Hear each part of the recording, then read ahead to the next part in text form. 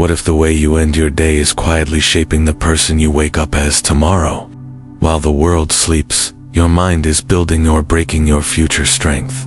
Stay with me, because the next few minutes might just change the way you look at night, forever. They say the way you end your day doesn't matter, that it's just downtime, that the moments before you fall asleep are meant for entertainment, for shutting off, for losing yourself. But what if I told you those final 4 hours before sleep are the most dangerous and defining hours of your life? What if I told you they're not harmless? What if I told you they're slowly shaping your personality, reinforcing your fears, hardwiring your reactions, and building the framework of who you become, not when you're awake, but when you're asleep, unaware, defenseless, and wide open? Because your mind never truly sleeps. That's the part no one tells you. When the lights go off and your head hits the pillow, your conscious mind begins to quiet, but your subconscious, the deep architecture of your mental and emotional world, is just getting started. And it isn't picky. It takes what you gave it, chaos or clarity, anger or acceptance, drama or discipline, and it starts weaving those threads deeper into your operating system. This is not a metaphor. This is real neuroscience. Studies in confirm it. Your brain rewires itself during sleep. It strengthens the mental pathways you activated right before bed, the thoughts you chose, the feelings you indulged, the stories you repeated, the content you consumed. Every single one becomes a signal. Keep this. Make this normal. Repeat this tomorrow. Now ask yourself, what have you been feeding your mind before sleep? For Julius, it was the same routine every night. Laptop open, TV playing something he didn't even like, his phone glowing inches from his face, notifications popping, group chats buzzing. He called it winding down, but he wasn't winding down. He was numbing, drowning in stimulation. And then he'd turn it all off and try to sleep, except he couldn't, because his body was still wired. His thoughts were scattered. His emotions were still processing the noise he had willingly consumed every night. Without realizing it, Julius was training his brain to normalize chaos. So when he woke up feeling anxious, distracted, emotionally foggy, he thought that was just who he was. It wasn't. It was who he had become, after thousands of unconscious repetitions. But no one told him the truth. That the final 4 hours before sleep determine the first 4 hours after waking. That your strength, your clarity, your calm, they're not born in the morning. They're programmed the night before. That your reaction to stress tomorrow is quietly rehearsed tonight, while you dream. We've all been taught to chase morning routines. The cold plunges, the journaling, the 5 a.m. wake-ups. But what if the real power wasn't in how you start your day, but in how you end it? That's what the Stoics knew. That's why Marcus Aurelius wrote page after page of self-reminders at night, not to teach others, but to train himself. He knew that wisdom had to be reinforced daily.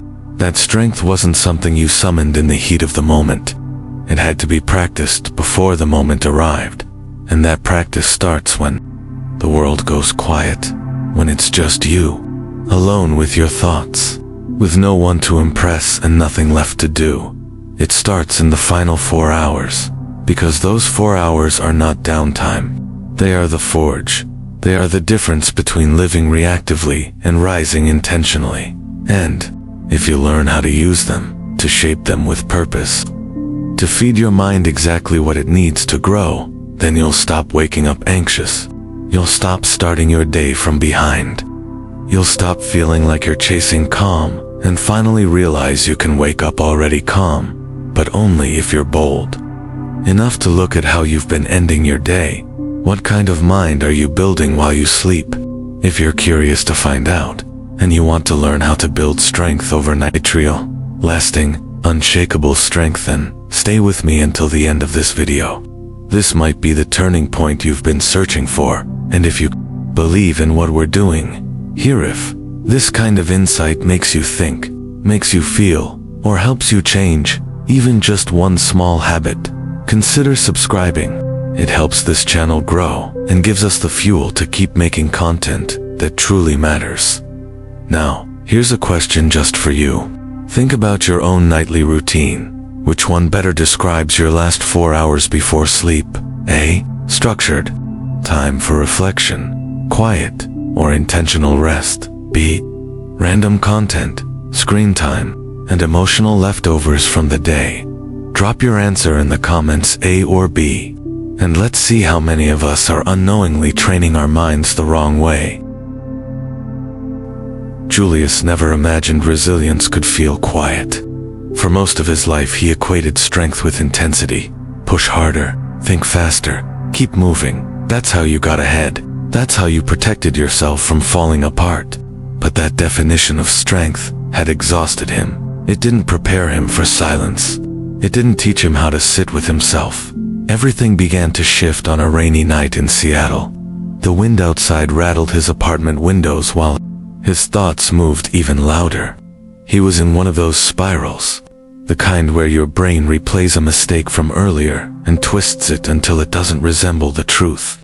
He was thinking about an argument with his boss, a passive-aggressive email he should have answered differently, and the feeling of being stuck in a version of life he hadn't really chosen. He reached for his phone, hoping for a distraction. Instead, he found a video titled, "What Would Epictetus Do?"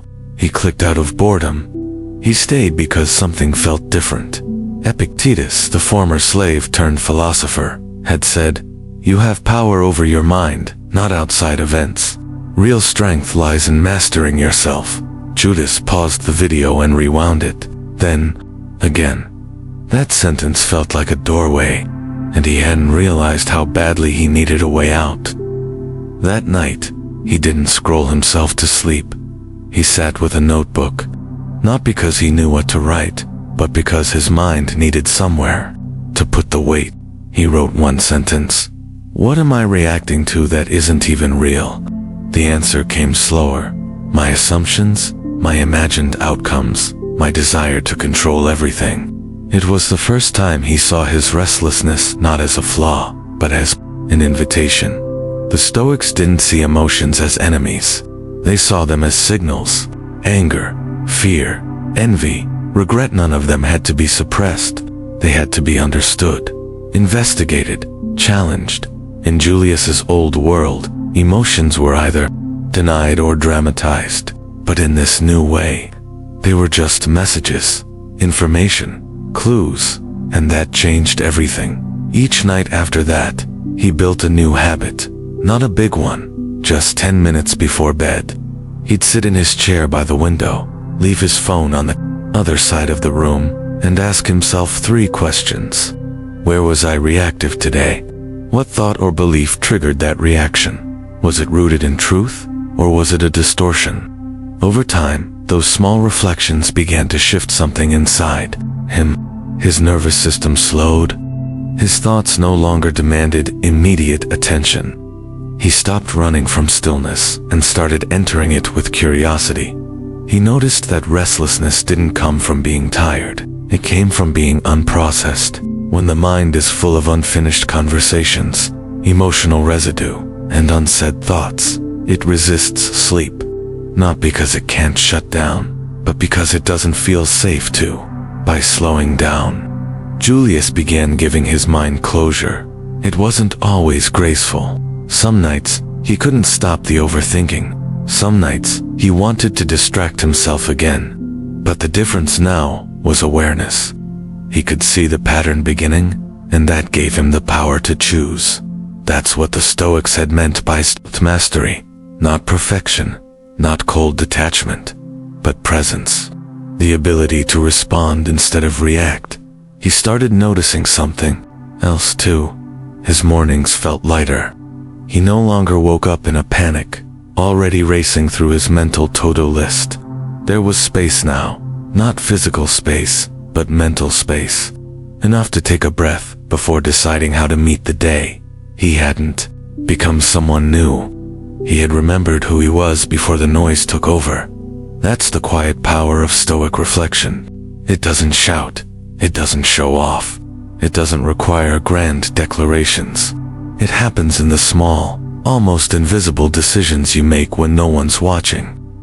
Like choosing to examine your anger instead of blaming someone, or letting go of a thought that isn't helping, or sitting with your discomfort instead of numbing it.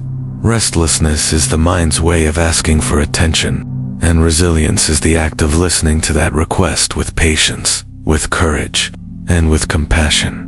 For Julius, those nightly moments of stillness became his training ground. Not for peace that depended on circumstances, but for a deeper kind of strength. The kind that follows you into chaos and reminds you not to flinch. He didn't need life to be easier. He needed a mind that didn't crumble under pressure. And every night, in the quiet, that's exactly what he was building.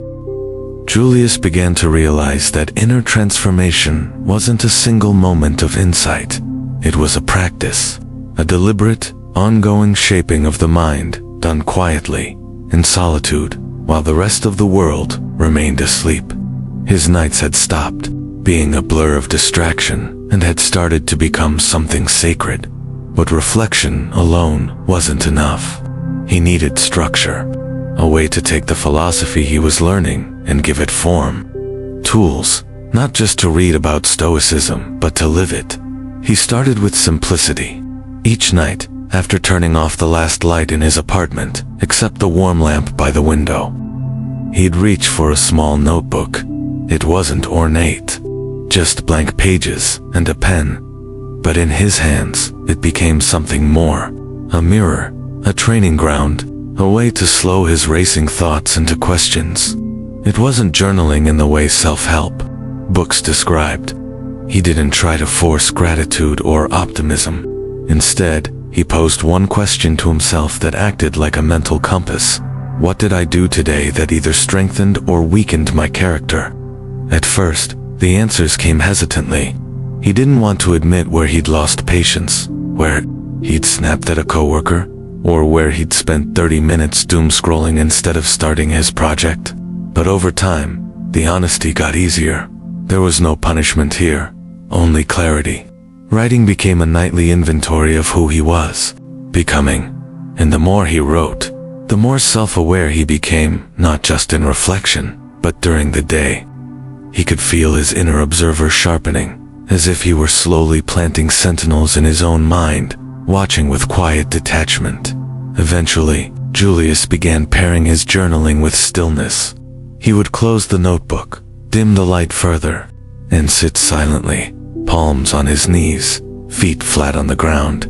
His goal wasn't to meditate in the traditional sense. It was to prepare his mind for rest with intention. He called it the reset. For 5 minutes, he would bring to mind the moments that had unsettled him, one by one. A comment that irritated him, a moment of doubt, a conversation that left him feeling small. He didn't judge these feelings. He simply saw them, labeled them, and let them go. He pictured them like leaves in a stream, drifting downstream without effort. Some nights they moved quickly. Some nights they lingered. But he stayed with the process. As the practice deepened, Julius invented something he began to call the gate ritual. Right before bed, after brushing his teeth and shutting down the apartment for the night, he would stop at the threshold of his bedroom door. He'd stand there, pause, and mentally ask, is there anything I'm still carrying that doesn't belong in sleep? If the answer was yes, he would stand there until he could name it. Sometimes it was fear, sometimes resentment, sometimes just mental clutter. And once named, he'd imagine himself leaving it outside the room, just like he'd leave his shoes at the door. This simple ritual became a boundary, not just physical, but psychological. His bed was no longer a place for stress. It was a space for restoration. Entering it became an act of self-respect. One of the most powerful discoveries Julius made was that repetition created depth. He didn't need 10 new tools. He needed to use a few, with consistency, until they rewired the default responses of his mind. And they did. After weeks of practicing these nighttime rituals, he noticed how differently he responded during the day. Frustrations that used to provoke tension now registered as opportunities. Delays, disappointments, even moments of criticism didn't land with the same sting. He had trained for them, not in crisis, but in calm. The preparation wasn't loud or heroic. It was the quiet kind, the kind that doesn't show up in social media highlights, but is felt in the moments when life demands your steadiness. And perhaps the most surprising tool was the one he never read about. He called it the conversation. Before bed, he would whisper a short message to himself, not out loud, but in thought, a line that became his nightly mantra. It changed depending on what he needed most. Sometimes it was let go, you've done enough. Sometimes face tomorrow with strength. And sometimes just stay the course. It wasn't poetic. It wasn't meant for anyone else. But these private declarations reminded him that his life wasn't happening by accident. He was choosing who he became. These weren't hacks, they were anchors. Julius didn't invent a philosophy. He embodied one, and each night, with pen, stillness, breath, and intention, he was building not just a new habit, but a new mind, one that would wake, not needing to fight for clarity, because it had been carefully sharpened while the world was asleep. Some burdens are visible, others are harder to name, but far heavier.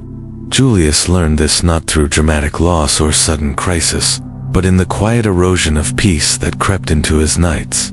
His days were productive. His emails were answered. Deadlines met, social obligations checked off. But the moment the sun dipped behind the Seattle skyline and silence filled the room, something inside him shifted. His chest tightened, his thoughts sped up, and by the time he lay in bed, his body felt heavy, not from fatigue, but from something he couldn't explain. It wasn't until he began paying attention that he realized he was carrying more than he admitted. Invisible things, expectations, grudges, old memories that replayed like background music, unspoken fears about not being enough, not doing enough, not becoming who he was supposed to be. These weren't things he talked about. They didn't come up in conversation, but they were there every night, whispering just beneath his awareness. Letting go sounded too easy, too vague. People said it all the time, like it was a choice you could make with a snap of your fingers. But what Julius came to understand was that letting go wasn't a single act. It was a discipline. A daily decision to release what could no longer serve the mind he was trying to build. The turning point came after a particularly disappointing day. A major proposal he had invested weeks into was quietly rejected. No feedback, no explanation, just a brief email and a colder silence. That night, Julius couldn't sit still. He tried to follow his routine, to journal, to breathe, to quiet his thoughts. But the bitterness clung to him. Not just about the rejection, but what it represented. Failure, invisibility, a deeper fear that maybe all his effort didn't matter, that maybe he wasn't actually in control. He stood in his kitchen staring out the window into the dark, the lights of the city flickering like thoughts in motion, and something inside him asked a question he hadn't dared to confront. What part of this do I still believe is mine to carry? It was a question that opened a door. He realized he had been holding on to outcomes he couldn't dictate, onto the idea that things had to go a certain way in order for him to feel safe, worthy, valid. That belief wasn't just tiring, it was dangerous, because it tethered his peace to events he didn't control. And the Stoics, the thinkers he had studied and admired, warned against this exact trap, the trap of expectation. That night, Julius wrote a sentence in his notebook he would return to many times. Expectation is the weight I choose to carry when I forget that peace is found in the present, not in imagined futures. The more he sat with that idea, the more he began noticing all the places expectation had taken root in his life. The need for certain people to understand him, the belief that his career had to follow a specific timeline, the pressure to feel a particular way at a particular age. These weren't ambitions, they were invisible demands, and every night he brought them into bed, his mind would rebel, because it was never designed to find peace through control, only through alignment with what is dot. So he created a new practice. Not a ritual, not a routine, but a release each night. Before sleep, he would scan his thoughts and ask, what am I gripping too tightly? What belief am I using as a condition for peace? And when he found it, because there was always something, he would name it, acknowledge it, and let it go. Not because it wasn't important, but because carrying it into sleep didn't change it. It only robbed him of the rest he needed to meet tomorrow with strength. Letting go wasn't about giving up. It was about untangling his identity from circumstances, about remembering that he was not his setbacks, his plans, or even his disappointments. He was the awareness that noticed all of it and still chose presence. And the more he practiced this, the more he noticed a shift. He no longer woke up dreading the day. He didn't check his email, expecting bad news. He didn't replay conversations on a loop, wondering what he could have said differently. His mind felt clearer, not because the world became easier, but because he stopped carrying pieces of it that were never his responsibility. This is the quiet freedom of letting go.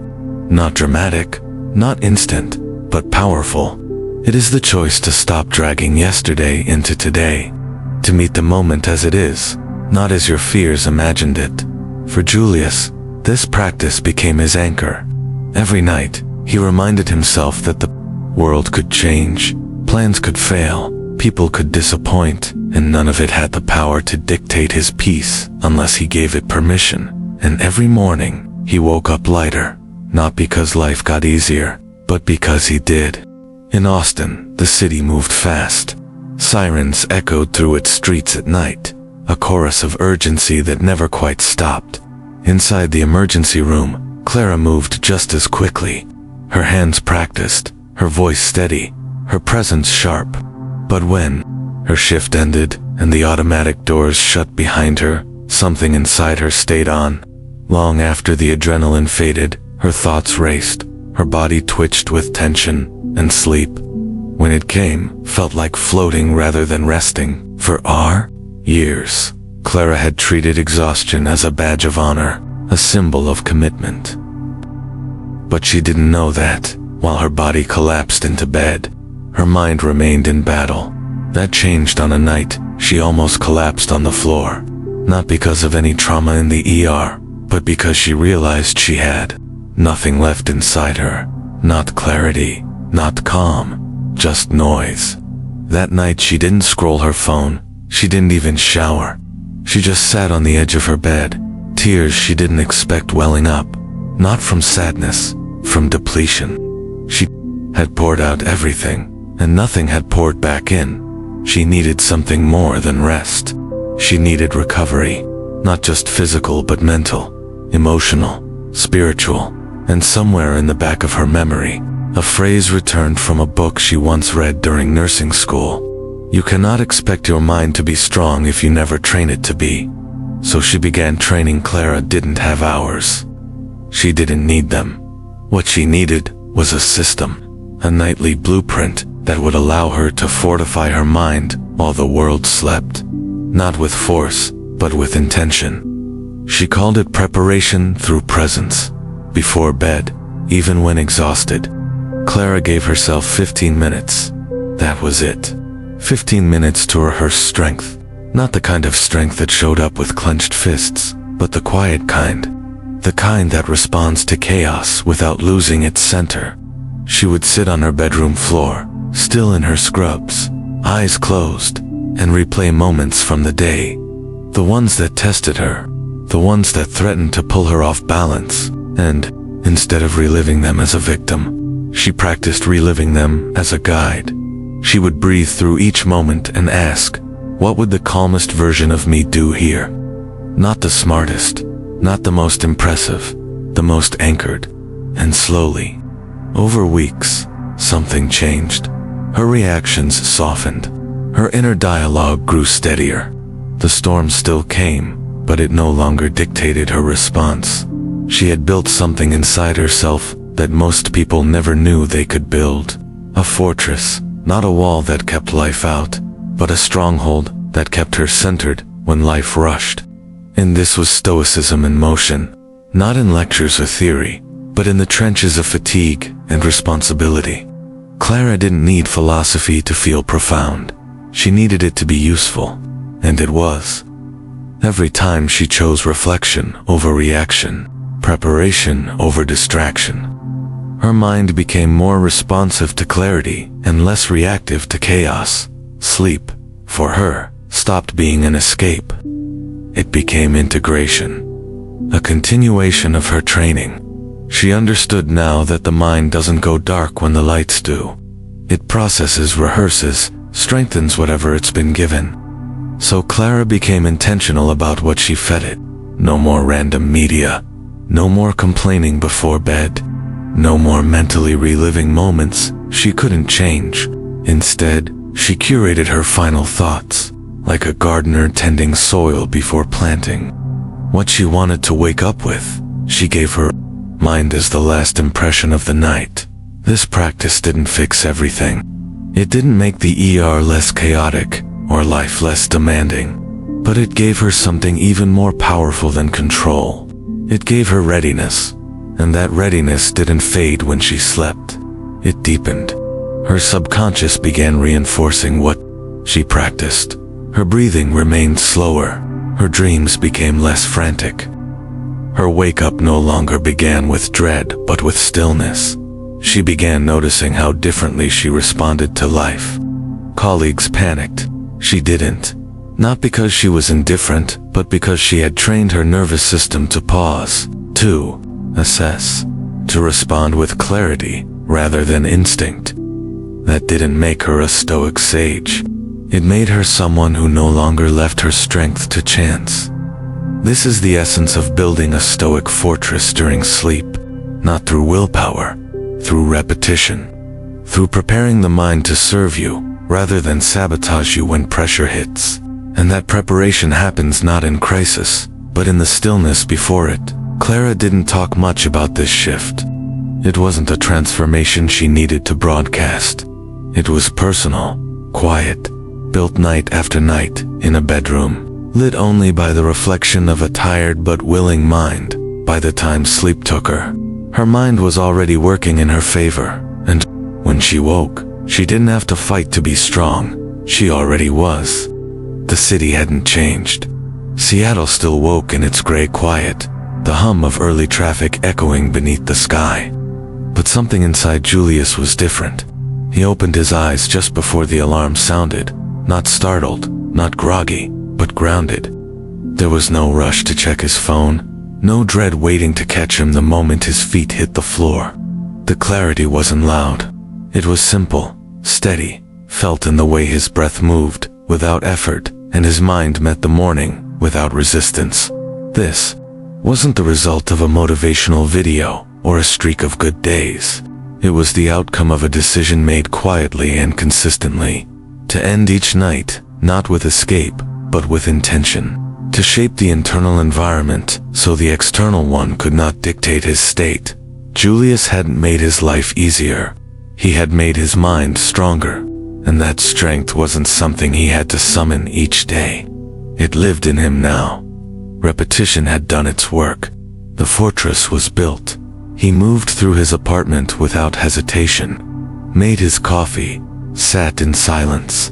His notebook sat nearby, open to a clean page, but he didn't write immediately. He didn't need to force insight. The clarity was already there. He simply let it arrive. The mental fog he used to wake up with was gone. Not because his life was perfect, but because his nights were deliberate. He had trained his mind to meet the morning with order instead of chaos. In Austin, the sun was rising over the hospital parking lot as Clara stepped out of her car.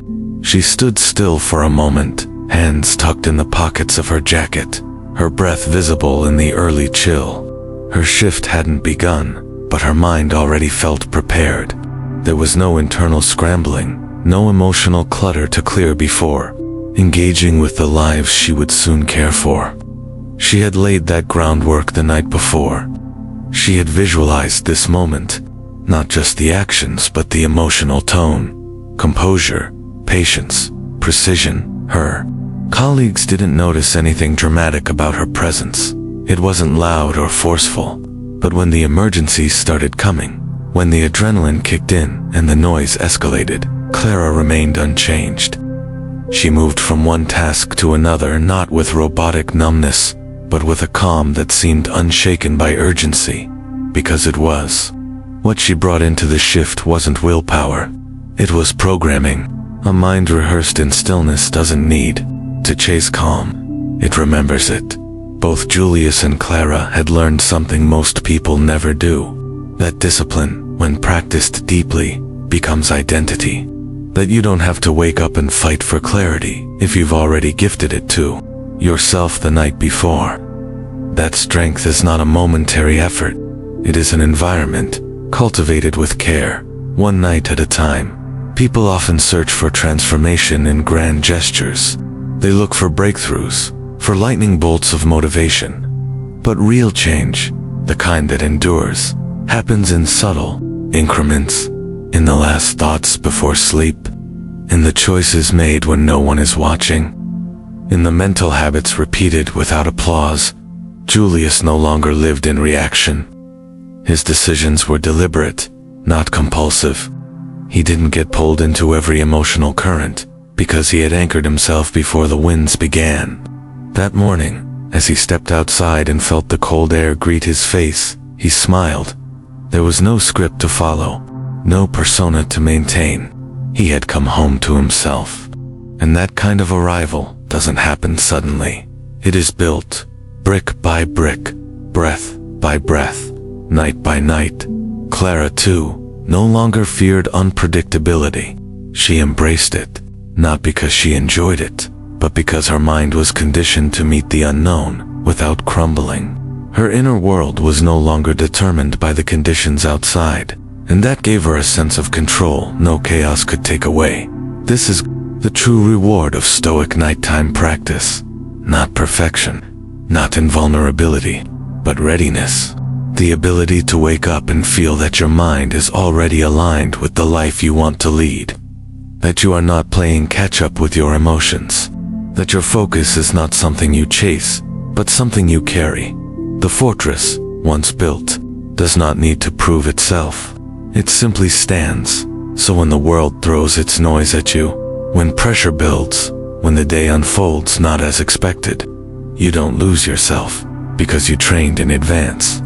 Because you rehearsed not how to perform, but how to remain. Because you know that strength is not born from trying harder, it's born from choosing better. Consistently, quietly, even when no one sees. And now, every time the sun rises, it finds you ready. Not because the day has promised to be kind, but because you no longer need it to be. You've already built the mind that can face it. Julius never set out to master his mind. Like many of us, he simply wanted to sleep better, to feel less overwhelmed, to stop waking up already behind. What began as frustration in a dim Seattle apartment slowly unfolded into one of the most important transformations of his life.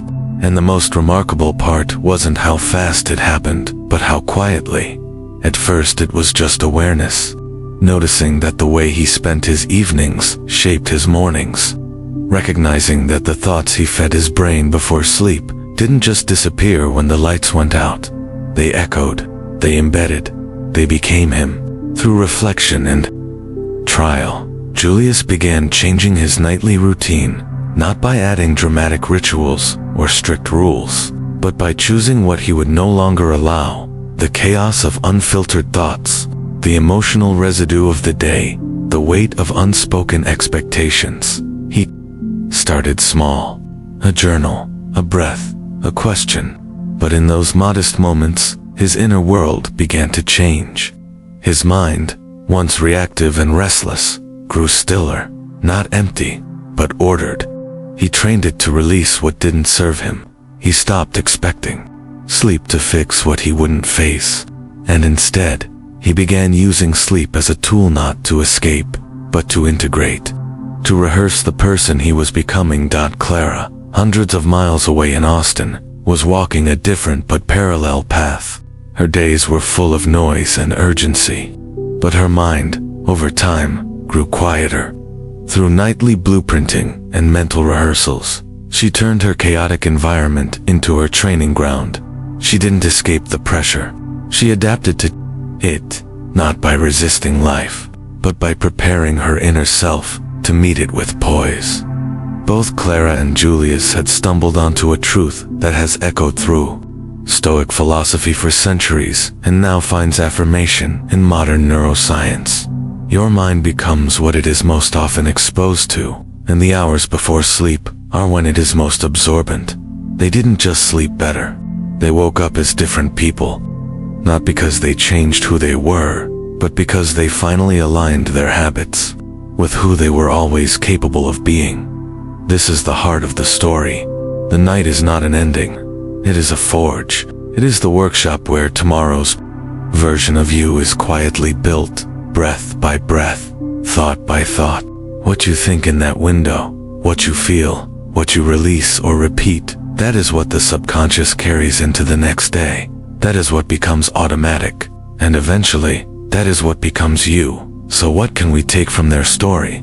The lesson is simple but profound. If you want to change your life, stop trying to win the morning before you've mastered the night. Strength isn't summoned in a rush at sunrise. It's programmed in stillness, in silence, in the final few hours of wakefulness when the world is done demanding and only you remain. What you do with that time determines everything. To apply this to your own life, you don't need to overhaul your world. You only need to ask, what am I giving my mind before sleep? Is it distraction, fear, anger, or control? Or is it clarity, detachment, and intention? Start small. One journal entry, one breath. One commitment to no longer carry today's weight into tomorrow. Use the stillness of night not to escape life, but to prepare for it. Because when you train your mind to be strong in the dark, you won't have to search for strength in the light. It will already be there. Now, I want to hear from you. After hearing Julius and Clara's journey, what resonated with you most? Was it the idea of building mental strength in silence? The realization that sleep isn't just rest, but rehearsal? Or maybe the understanding that peace doesn't come from outside circumstances, but from inner preparation?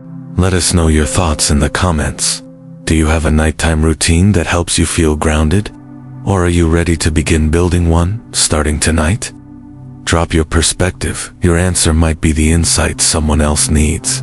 And if this story gave you something valuable, something to reflect on or apply in your own life, consider subscribing to the channel. Your support is what fuels us to keep creating meaningful content like this. Stories that don't just entertain, but help you live deeper, think clearer, and wake up stronger. Thank you for watching. Tonight, be intentional, and tomorrow, rise into strength.